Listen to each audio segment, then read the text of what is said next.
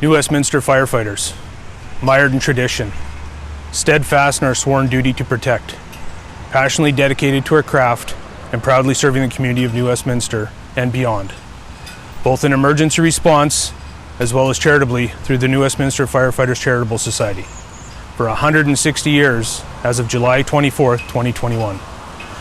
The stories and events of our past have laid the way for the fire department of today, and the lessons of today will undoubtedly pave the path for those who will carry the torch into the future. We are abundantly proud of the efforts of our predecessors, and we will strive to not let their stories be forgotten. The second largest fire in the history of New Westminster is one of these stories, and it is one that we are honored and proud to share. So as those before us, we will continue on. In the words of the firefighter's prayer, I want to fill my calling and to give the best in me, to guard my every neighbor and protect their property.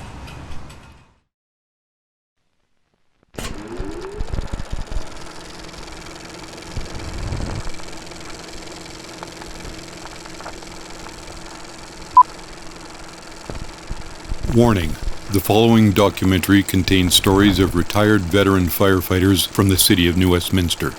Some viewers may find content within this film distressing. Viewer discretion is advised.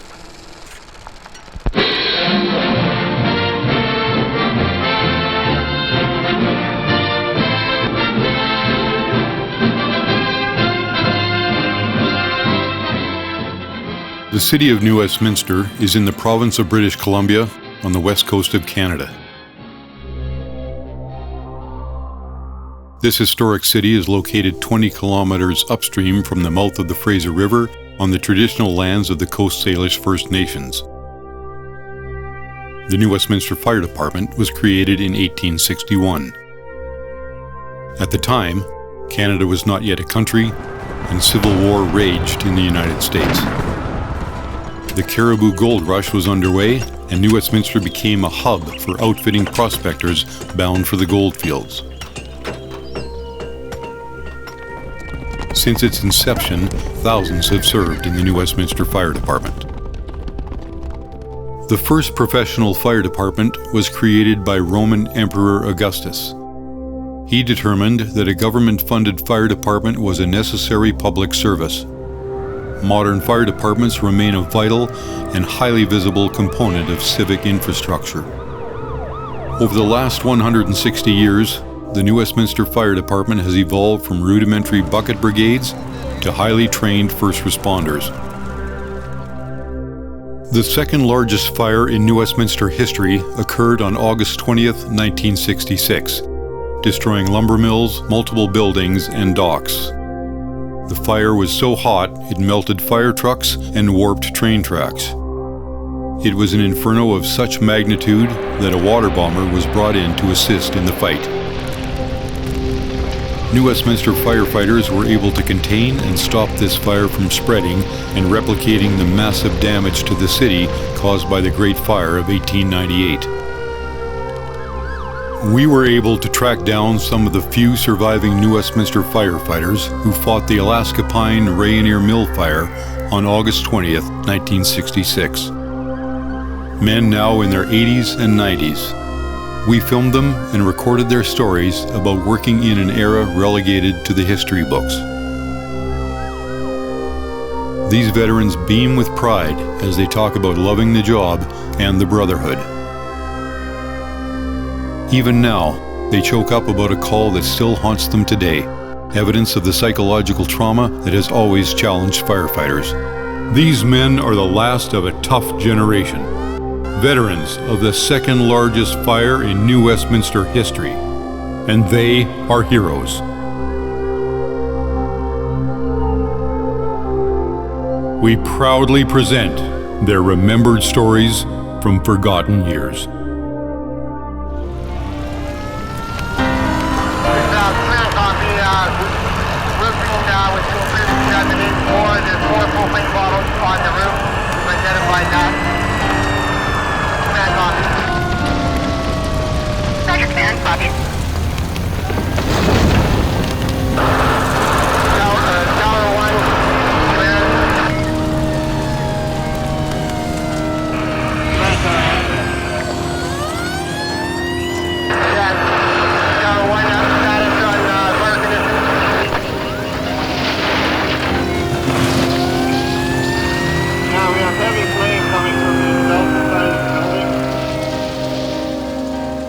The fire started at approximately 3 o'clock in the afternoon on a hot summer day.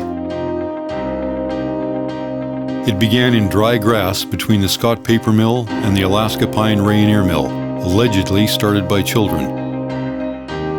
The blaze consumed over 15 acres of New Westminster industrial waterfront, causing over $10 million in damage. 55 years later, that damage is equivalent to $80 million.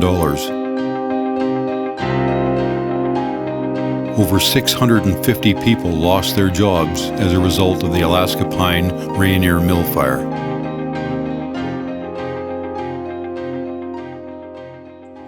I was on shift at number 1, driving number 1 pumper, and we caught the hydrant at 16th. And let's see, Buzzy was my captain, and he and the guy in the back went in through the fence with 2 lines, 1 each, and I was pumping at the hydrant, and I never saw them again the rest of the day. I was working at number 2. We had a pumper in there, and I was driving the pumper. I think Charlie Pacho was the captain. We shot down 13th, so we were right at the back of the fire. I parked the pumper out on the road, away from the building. And as the night went on, the flames pushed us across the street, and we ended up down in the ditch, fighting the fire from the ditch. I always keep saying Alaska Pine, and the picture was Rayonier, but I still call it Alaska Pine. It was a big fire. They brought in all the bombers, the water bombers, you know. I was actually working night shift at number 4 hall, but everybody got called in, so there all afternoon and all night we were there, you know, hosing down the spot still burning, but it was a big fire.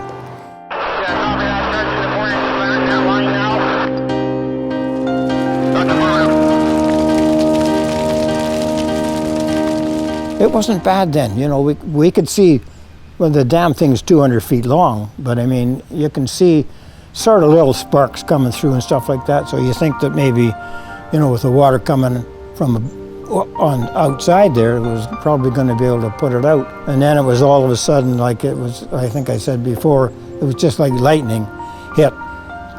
And that fire, and it was up in the rafters, and it just fired right down, right past us, and right in up above us. And of course we got the line up in there. We didn't have a lot of pressure, and we could just barely reach up there.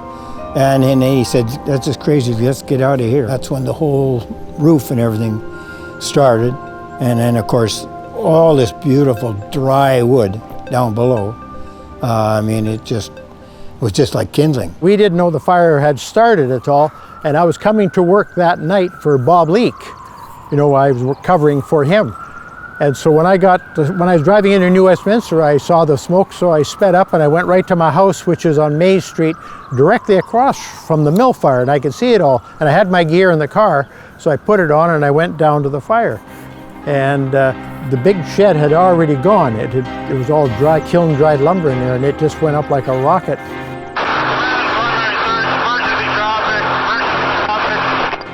Yeah, I guess the mill fire,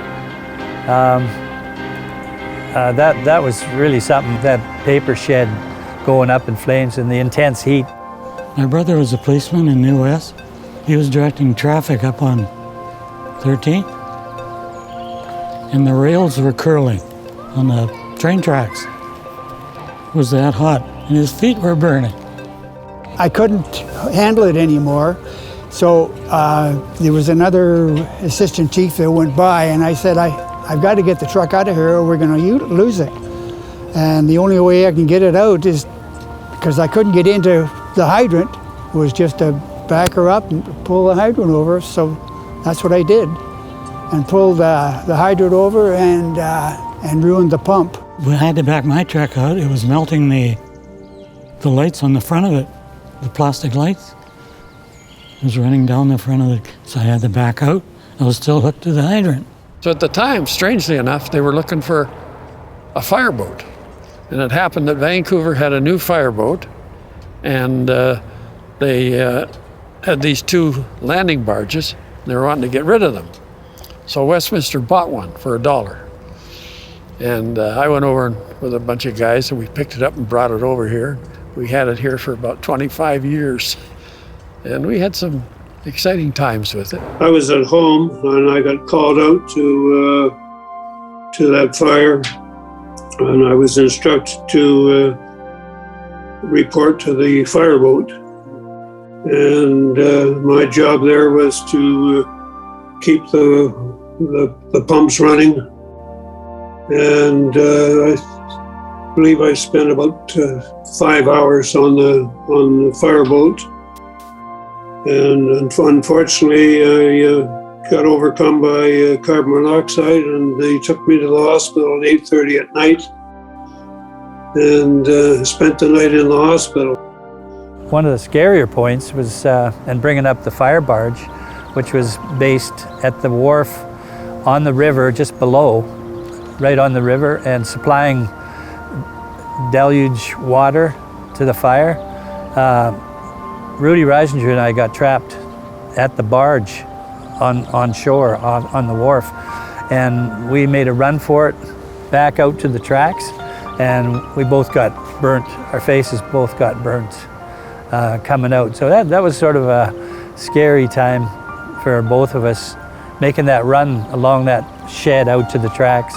We're in the fireboat, and what we did was we had all, like if you remember it, it had 5 pumper engines, 5 V8s on it. We had all of these going, lines off of it, and all we're doing is we're just pumping water in. We had the monitor on top, but the fire hadn't come that close to us yet. But we were pumping all this water in there. Finally, the guys have got good pressure. And anyways, we're there setting it all up, and all of a sudden McCory says, "Jesus, can you hear something?" And this is the water bomber coming. And comes over the top. We couldn't see it because of the smoke. We hear the engines just roaring, and it comes out of the smoke on this side, but it's over. What it did is it dumped right on top of the big dry shed, and then away it went. Well, from where we were, and there's so much smoke, we couldn't really tell what had happened. And so half an hour later, all of a sudden we hear it again. It's coming back this time. And anyhow, by this time we were back in the cab. I don't know why we were back in the cab, but we were. And the water bomber comes over, and I'll be damned, he'd moved over, and we can hear him, and it's louder than hell. And then all of a sudden, it's like you'd swear that something had crashed on top of us, and it was the water. And it hit the top of that thing. The old boat went boom, boom like this, rocking back and forth. And Doug and I and the other guy, we were just hanging on for dear life inside. And after that was over, we'd go out and take a look. Where we were, where all our pumps are and everything, it's a metal roof. The metal roof was all sort of dented, all in it. Where we were inside that one, it was okay, I guess because it was a smaller area. But Jesus, that thing hits with a hell of a punch. And away they went, and we never saw the water bomber again. But I mean, it did. It really helped. And then all of a sudden, it just blew right across, and this big shed went up, and boy, we had to cut the hoses and get the hell out of here. Yeah. The guys were scrambling around to get back aboard. So we got them out of there, and then we went around, pumped some more water on the fire up the way. And that was the time when the big bombers came in. And the fire was out by the time they came, but that was really exciting. Anyway, after about 25 years, the chief at the time, he decided that it was costing too much money, and the barge needed some work. So they scrapped it, which was a shame, really, because they could have used it here. That barge was about 6 inches from sinking. It only had that much freeboard. It was so heavy, with all those motors on the front. We went back the next day, and all there was 2 lines of ashes and set of couplings. 2 lines of ashes and set of couplings, as far as you can see. But it was a devastating fire, and I mean, there was nothing left of that mill.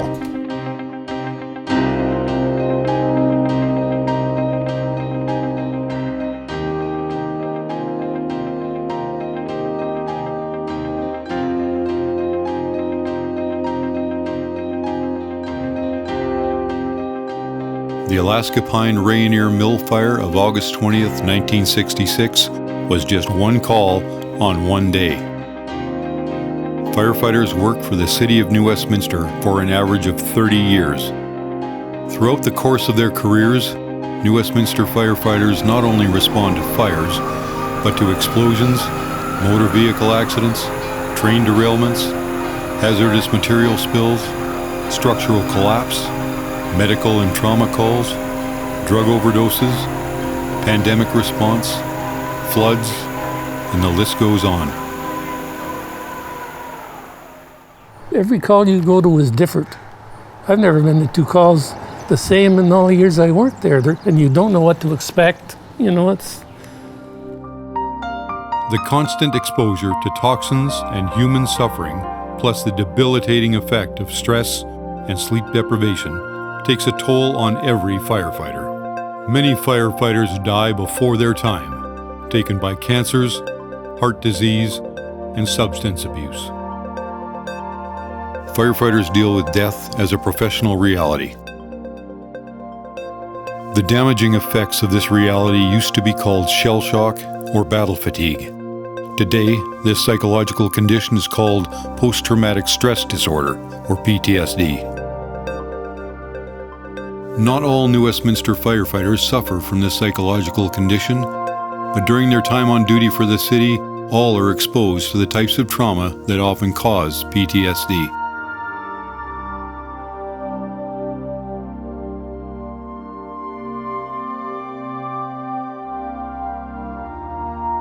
The calls involving children are often the most stressful, leaving haunting memories that can stay with you for life. We got a call that there was a baby in distress. And we go down there, and Les and I go in and get in there, and it's a baby. I'd say probably maybe, I don't know, maybe a year old, something like that. And the woman, she's screaming, and the husband, he's trying to calm her down, but the baby's in the bed. And we run in there and go in, and the baby's face is already turned a little bit blue. And so we grab it up. I grab the baby first, and I try to do mouth-to-mouth and this kind of thing, and try to see if we can't get something going here. And then Les says, "Bugger this noise, we're not waiting for anybody." So out the door we go, and hop in the truck, and I hand him the baby. And I'm driving. Away we go down to the hall, and we're just right there to the hospital.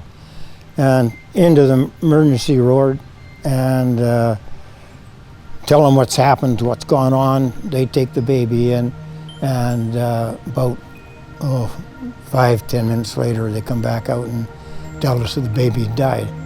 You know, that it never did survive. So that was a kind of a real downer for us. You know, I remember that one as you know, one of those things that kind of haunts you, and you know, that poor little kid. Worst situation I was ever in when I was on what they call the inhalator. I was on the job probably about a year and a half, and we get a call one night, about midnight. 4 girls had gone down 6th Street, lost their brakes, went across Columbia Street and slammed right into a freight train at the bottom. And at that time we had only one person on the inhalator. So out I go, and I got my first aid certificate, and that's about all. I go there, and there's 4 girls, they're all laying on the ground. 2 of them are dead, and the other 2 are very badly injured, and I'm there by myself. So pretty soon the ambulance come. They took a couple, and I took a couple, and we took them out to the RCH. And then a week later, I got another call. And it was to go to the foot of 16th Street, where a guy and his little daughter were taking some garbage down to the river, and they were hit by the turbine that used to go to Marpole. And here was the little girl there, and she was just terribly injured. In fact, she was gonna die. She died anyway. But the father who was driving, his foot was stuck underneath the gas pedal, the brake pedal. We couldn't get him out, and we had a hell of a time getting him out. I finally called number 2 to come down and give me a hand. So when I got back to the hall, I backed in. As it turned out, the battery was dead on the inhalator. They had to push me out of the hall. When I got down there, I had to get a young kid to sit in the truck, keep his foot on the gas, so that I wouldn't stall. And anyway, I go back to the hall, and captain at the time, I said, "This is the last goddamn time I'll ever drive this inhalator with one man. You're going to put 2 men on this thing, or I'm not going to be on it." So from then on, they put 2 men on the RMS. The absolute worst I'd mentioned before was that the fire bombing, kettle bombing. Charlie Patchell was the captain, and Kerry Gallagher was on the back. I was driving. We're the first truck there. There wasn't a lot of fire, and I had to get the line going first before I get in. But the woman, arm blown right off, a hole in her back. The guy, his face was completely gone. And we just took it for granted they were dead. But did Bob Tunn mention this? I think he was driving the inhalator when they took him to the hospital, and the guy started spitting up. Unbelievable. You don't know how he could still be alive, but it was pretty bad. Something you don't forget. It was a house fire. We go into the hall, and it's full of smoke, and we can't really see. We're down on our hands and knees trying to. Somebody had mentioned there's somebody in the building. I go in, and Les is with me, so we split up. There's a hallway, and then there's a doorway this on the left. So I went the left, and he went down, crawling down the other one, and he went down the hallway. Anyway, I crawl in, and I'm going through, and it turns out it's the living room. I crawl through and around the table, and all of a sudden, you reach over and you've got a human being. And I call out the Les, and I tell him, I think I got the guy here. And so anyways, he comes back, and we still can't see anything. But we got our masks on, and we go in there, and I'm dragging him out as best I can, and get him just around the table, and then Les comes in, and then we actually, the 2 of us, get a hold of him and grab him by the boots and drag him back to the doorway where we can at least stand up and see. And we do, and we pick this guy up and walk him outside, and I guess, I don't know, the RNS guys were there. They jumped on him, but they never could bring him back. It's just one of those things again that how long he'd been there, who knows, So it's a few of those things. Guy had lit a fire in his girlfriend's house, and she was out on the lawn screaming when we got there. There was a baby in the bedroom. So I lifted some guy through the window on the side, and he handed me out this baby. That bothered me. It was just like a big roast. He was about that long, and he was so hot. You could hardly hold on to him, but he was all wrapped up. And then you start thinking about your kids at home, New Westminster Firefighters are family men and women. Off duty, they volunteer at schools, coach kids in sports, and run a charitable society assisting the less fortunate, to name just a few activities that enhance their communities. Firefighters go to work every day knowing that they could be further exposed to toxins and trauma, or may have to put their very lives at risk in order to do their job. Firefighters have been on duty protecting the city of New Westminster and its citizens every day since July 24th, 1861. There is no public memorial or civic recognition to acknowledge the service and personal sacrifices made by New Westminster firefighters over the last 160 years.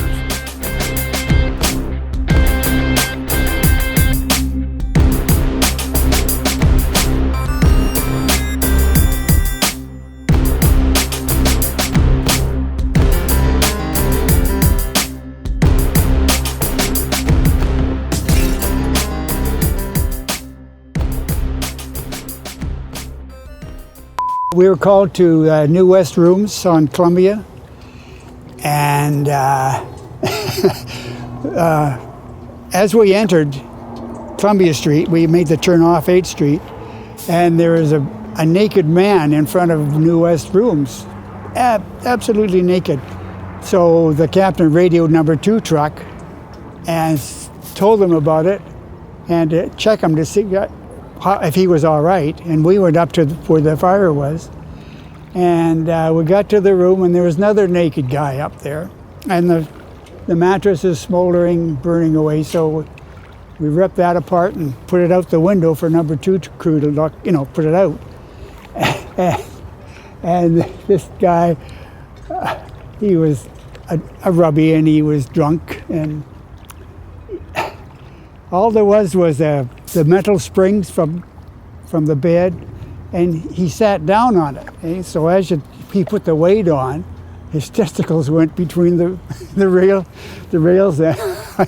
on the springs, and then he wanted to get up, so he went to get up, and of course that lifted the weight off, and the springs went, and he caught his testicles underneath them, and he tried about 4 times before he got up, and my partner and I were just laughing at this, and the captain said, "All right, help the guy out."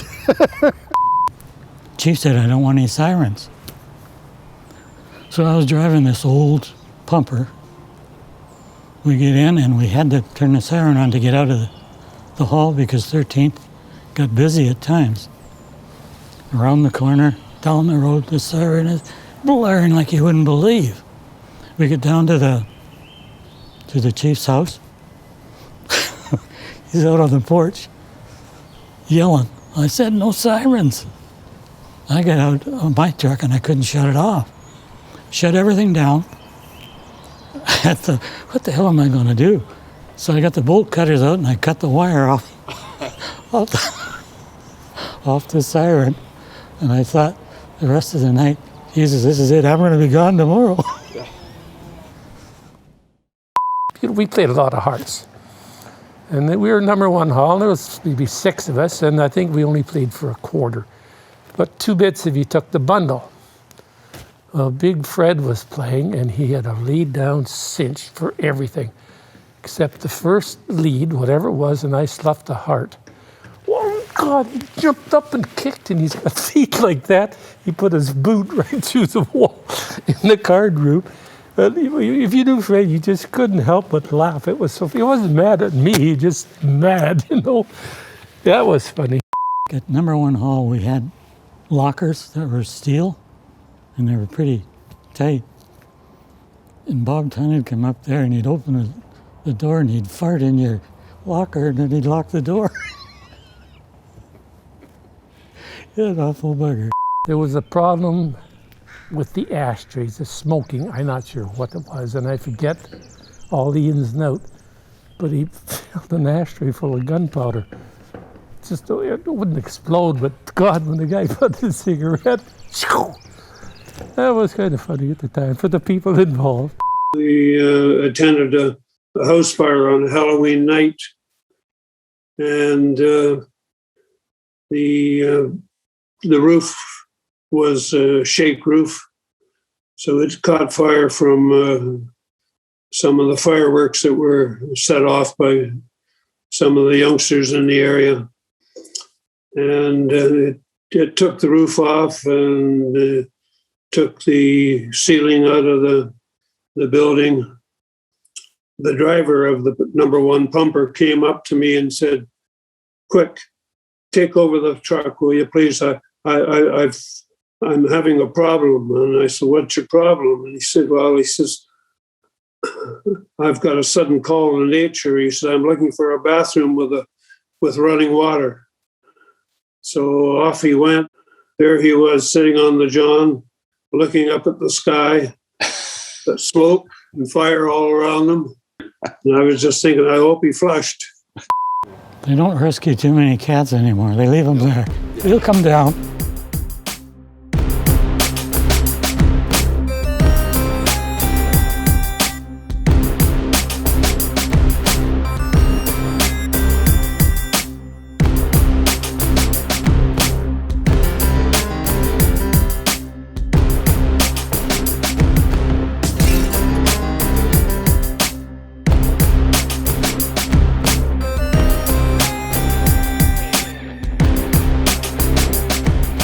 I love the job.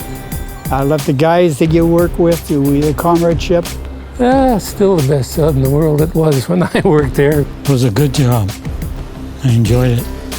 Very, very interesting job, and I enjoyed it very, very much.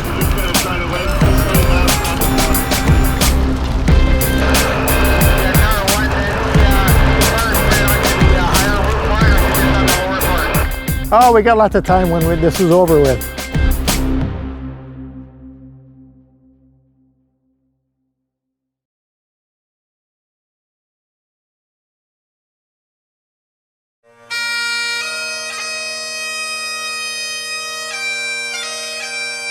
Marcel Gaudet, Deputy Chief, New Westminster Fire Department. Bill Job, Assistant Chief, New Westminster Fire Department. A legacy of service and courage for the people of New Westminster.